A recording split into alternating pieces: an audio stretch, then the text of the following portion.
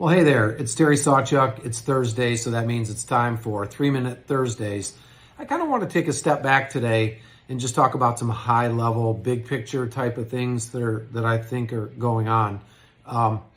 When you look at where we are today, there's no question that there's been a rise in populism all over the globe, whether it's in the Netherlands, Argentina, here in the United States, other places. I think what you're seeing is that there's this continuous divide between the haves and the have-nots. Now, what does this have to do with money? Well, the reality is the policies that we're pursuing in the United States at the Federal Reserve and at the federal government level are actually a big driver of this discrepancy. And when you think about it, low interest rates and easy money policies, stimulus, all the things that have happened since COVID, and really going on with low interest rates much longer than that. This has been going on since 08, 09, really. It favors the wealthy because if you have assets, if you own real estate, if you own a corporation, if you own stocks, you benefit because you can borrow money at near zero interest rates and then turn around and buy these assets. And those assets go up because easy money drives asset prices higher. Now, on the flip side, what it also does is it creates inflation.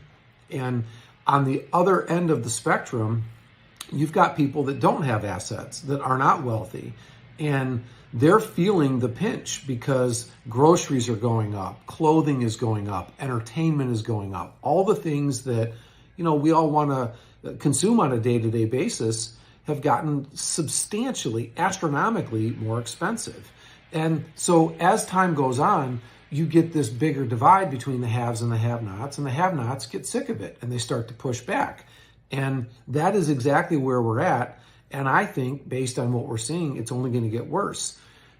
Fed Chair Powell just this week, it talked about cutting rates again. And the reality is that's great for rich people. It's not great for poor people. And so I think what's happened is that the federal debt has become so large that it's unsustainable, at least at the current level of interest rates. So the Fed realizes that they're going to have to cut rates. And what they're basically doing is choosing rich people over poor people. Because in the end, it's going to, and oil's going up, silver's going up, gold's going up. There's a lot of these, food is certainly continuing to go up. So all these commodities that are the inputs for prices keep going up.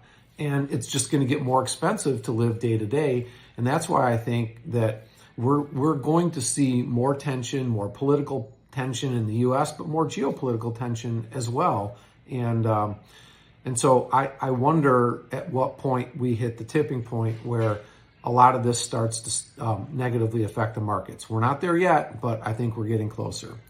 I look forward to our next chat on 3-Minute Thursdays.